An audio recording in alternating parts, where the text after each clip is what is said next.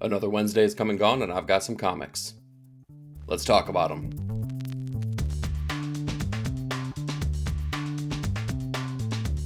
This week, we've seen zombified lovers, velocity addictions, and dinosaurs lacking depth perception. But we're going to kick things off this week with Lazarus Fallen number 2, written by Greg Rucka with artwork by Michael Lark. Are you bilingual? You kind of better be, because this book has a ton of translation in it that is going on for the better part of half of the issue. Let me back up though, and let's start about the premise of this book. So this world is all about the entirety of the earth being basically divided up between very rich families, and all of these families are controlling the world. And if you are a benefit to those families, then you get to stick around and you become a functional part of society. But if you're not, you're considered waste and you are brushed aside. The other part of this world, though, is a notion called the free. It's basically the free land, the free people who are trying to kind of build back up society in a functional, democratic way. And this is what our immortal sisters are going to basically try to join up with and fight, because one of their siblings is actually already part of that. So there's the background on the story. What's happening is these sisters meet up with them, and there is a building up of distrust between them. Basically, they're coming in, they're outsiders. We already know that there's a semblance of power that comes along with that, and they need to build up a little bit of that trust to be able to kind of mingle with the free and show that they can kind of live within their society and maybe even possibly be a boon to them. So back to the translations, a lot of this book is in French, and I was reading it, I was like, man, this is a struggle. This is really hard, but fret not. The translations are actually in the back of this book. Michael Lark is also the perfect companion piece to deliver on the story that's being crafted by Greg Rucka. Greg Rucka is a very grounded, gritty type of writer who kind of deals with sometimes out of this world kind of ideas, like in this book with immortal beings, but he keeps it very grounded in a way that makes it feel very real. And Lark's artwork dives right into that. He has perfect pacing for all of the things that are happening in here, particularly the scene where Forever has to build up and earn the trust of the people in the free. So all in all, Lazarus Fallen number 2 was really good. I feel like it builds a lot and actually catches you up on the notions and premise of the world that they're living in. Next up, we have News from the Fallout number 2, written by Chris Condon with artwork by Jeffrey Allen Love. So I need to start with the artwork here first and foremost, because if you know Jeffrey Allen Love's artwork, you know it immediately. It is very stark, very striking, works all in black and white. It's very silhouette driven, and I really like that. But if I'm being honest, I feel like it works as a companion piece to a work of prose as opposed to sequential storytelling. There is a lot to like about it, and I feel like the atmosphere is good, and I like the black and white nature of what he brings to the book, considering it's like a horror driven kind of story. But I gotta say, the lack of detail and the silhouette nature of every single character in this book really took away from my overall experience. It was very similar to what I said with 30 Days of Night, which was the companion piece I used for issue number 1. Ben Temple Smith's artwork really was a companion piece to that, even though it was kind of outside of the scope of generic comic book artwork, but it worked so well. And I feel the same way about it here. However, I feel like there needs to be a heightened level of detail to really make this all pop. The other part is that the narrative is half working, half not. I feel like the first half of this issue kind of really got bogged down with building up character, but also having narrative back and forths that really kind of just pulled the pace back like really, really like big time, to the point where I felt like it really let me down for a storytelling experience. Ultimately, it was really good. I like the way that it ended up, but the journey to get to that end was a bit of a struggle. All right, picking up the pace, let's go ahead and talk about Spider-Man and Wolverine number 3, written by Mark Guggenheim with artwork by Kari Andrews. This book is delivering on the action set piece that it promised it would be from the very first page of issue number 1, and issue number 3 is no different, as our heroes, Spider-Man and Wolverine, have now entered the Savage Land. They don't necessarily know how they got there, but they do know they have both been outfitted in their classic suits. They know that someone is clearly still hunting them, and on top of that, they're surrounded by dinosaurs. Kari Andrews is bringing the perfect amount of energy and kineticism to every single page on here. And yes, he does use that classic 90s Jim Lee pose that he made famous with characters like Captain America and Wolverine. If you see it, you know it. It was used stupendously here.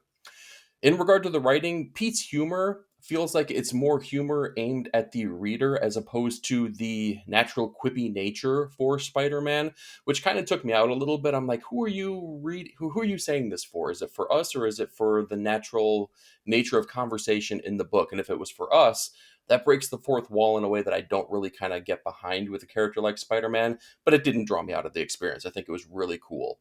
So we get the cat and mouse chase between Spider-Man and Wolverine, which kind of draws them back into being teammates. We have new enemies that are hunting them down, where there's mysteries to be kind of unfolded and unraveled as the days go on.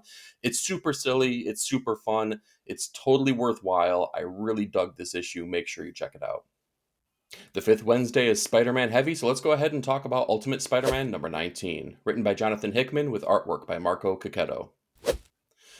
We're getting closer and closer as we've now learned to the end of Jonathan Hickman and Marco Cocchetto's time on this title, and this is definitely a build-up issue. This revolves around the quiet moments between Peter and MJ, Peter and Richard, Richard and Felicia. It's all about kind of taking all of that in, and we have a sneaky, maybe, possibly first appearance in this issue, which was really cool. It's something that we've been looking forward to, knowing the nature of the suit that Peter was first given in the introductory issues of this series. When it comes to the character of Mary Jane, though, MJ, let's go ahead and say it, she's a saint.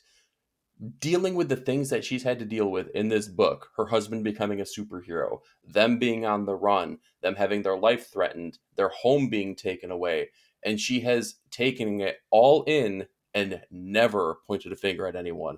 She deserves a frickin' award. We finally get the big reveals that we've been waiting for, and it's been very, very worthwhile here. Again, this was a quiet issue, but it's been something that's been building. I think that this lays a foundation for what is going to be the end cap of the series, or at least the Hickman's time on the book here, and I can't wait for it. This maybe continues, maybe it doesn't. Time will tell on that. We have more reveals to come down the line, especially from solicits. If I were a betting man, I say that maybe this continues, albeit with a completely different Parker than the one that we know right now. But Ultimate Spider-Man was a heck of a lot of fun. Sticking around in the Ultimate Universe, though, we're going to go ahead and talk about Ultimates number 14, written by Dennis Camp with artwork by Juan Frigeri. This was surprising. The Frost School for Wayward Children? It's nice to know that Emma Frost is going to be a teacher no matter what universe she's in. That was very cool. But this is drawing in the mutants into the Ultimate Universe in another big bad way. We've seen it in Peach's Ultimate X-Men. We've seen it even more so in Ultimate Wolverine. Now we're getting it in the Ultimates as well. So we get to see Pietro and we get to see Wanda, and they kind of pair off with both Hawkeye and Captain America. And it was a really cool fight scene that we get to see there, particularly because Juan Frigeri paced the scenes so well. Great artwork. I feel like Juan Frigeri has gotten better and better and better with each and every issue. And I know that I've said that multiple times and it still rings true. So even though I said he was better before, he's continuing to get better each and every issue. It didn't offer a whole lot in regard to plot progression in this issue. It was really a moment in time, which is kind of like what all the Ultimate books are doing. But this one felt very moment in time, even for the Ultimates itself. We get a little snapshot, we get a little bit of look into the cabal that are waiting for the Maker to come back, and maybe some of the machinations that are taking place there. Really, really entertaining issue overall, though. I really liked it. All right, let's talk The War number 1, written by Garth Ennis with artwork by Becky Cloonan. So if you're a fan of the anthology series Hello Darkness, you've already actually read this. This is just a compilation of those stories kind of put together in a single issue format here that's going to become its own series. This collects the first 3 issues of the story that we've gotten in Hello Darkness. What I can tell you, though, if you haven't read those, this issue just felt all too real. You want to read a comic book about the conversations that maybe you're having with your friends and family and the different viewpoints and opinions that you get based on, I don't know, political ideologies, religion, the state of the world. If that is the kind of thing that you are looking for and you're not looking for comics as a way to escape reality, well, this might be the book for you. It all revolves around a friend group talking about the nature of the unease in the world here that doesn't necessarily point directly at real life, but gets very, very close. And what it all boils down to is the nuclear war actually taking place. And the things that we thought cooler heads would prevail, they don't necessarily. And it's kind of showing how different groups handle different things in different ways, and how people with means maybe handle them in a different way or have more ability to deal with them than other groups. But it's really boiling down to the conversations that they're having, the disagreements that they have, and the fact that while everyone thinks they're right, nobody's truly right. I think that's what they're getting to. Clunan being on interiors is something that I just enjoy so much, and we don't get it enough. We got a little bit with Samna, but back from the days where she was doing the book demo, I've just loved her artwork. It's so unique. It's such a joy to look at, and getting her to draw more things is always going to be a plus for me. So the fact that she was on artwork, I was absolutely going to check this out. Ultimately, though, it was really enjoyable. It was not the escapism I definitely wanted to see, but it also wasn't so heavy handed that it took me out of the experience. And with my runner up book of the week, let's talk Speed Racer #1, written by David Papos with artwork by David Tinto.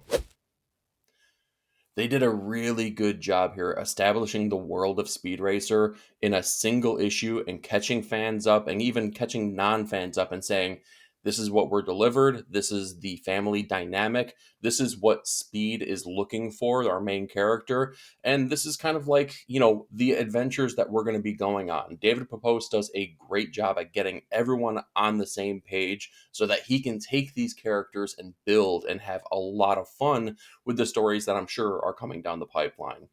The artwork here leans on that anime manga influence that, of course, Speed Racer kind of delivered on from the cartoon times, but is definitely distinct in something all its own. I really like how they kind of convey all of the races that are happening that kind of like build on the nature of the main characters here. The family dynamic, the way that the father is so hesitant to let Speed actually become the racer that he knows he wants to be because the loss the family has incurred previously, and the brotherly relationship that he has with his younger brother as well, who is kind of basically running the scenes behind the scenes to make sure that they are making some income for their illegal street racing.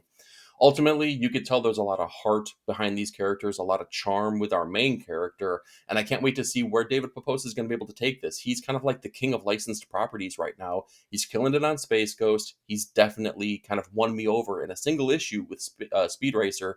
If you read it, let me know your thoughts down below. And for my top comic of the week, let's talk Assorted Crisis Events #5, written by Dennis Camp with artwork by Eric Zawadzki. Spiraling indecision. That's kind of what I see and what I get from this entire issue. It's all about the lack of control and the lack of power to incite change. And that's what our main character in this issue is going through. Remember that these are all single issue experiences, and our main character is kind of reliving this same moment of abuse that she witnessed between her parents over and over and over. And while it was 60 seconds in real time, it was like a billion lifetimes for her, and she kept going over it and reliving it over and over and over. And it's kind of like delivering on what it's like to feel that trauma and live through that trauma and try to kind of, I don't know, come to terms with it, or maybe just, I don't know, grow and change from it. Either way, it is still ever present, and the way that people interpret that around her in her life, it changes the dynamic of everything that way as well. It's all conveyed beautifully by the artwork here, though, by Eric Zawadzki. The spiraling that I talk about, we have repeating motifs with the artistic work here, with the panel layouts kind of going over and over and over, working its way through each and every page, reading in a way that could be read at any point of the issue, at any point of the page, and recycled through and through. It's almost like being on a roller coaster that's a loop that doesn't actually have an end point on it. That's what these pages feel like. They're rendered beautifully. They deliver on the promise of the notion of the story here. Dennis Camp is doing wonderful work here. Assorted Crisis Events is really good, guys. Unfortunately, it looks like it's going on a break here. This is going to be the last issue that I see solicited here. So soak it in. Enjoy this issue as much as I did, because it was absolutely worthy of top comic of the week. So that's what I've got for you this week, but I'm more curious. What did you read, and what were your thoughts? Do me a favor, like, share, and subscribe, and be part of the panel. Leave me a comment down below. Thank you so much for watching. We'll talk to you next week.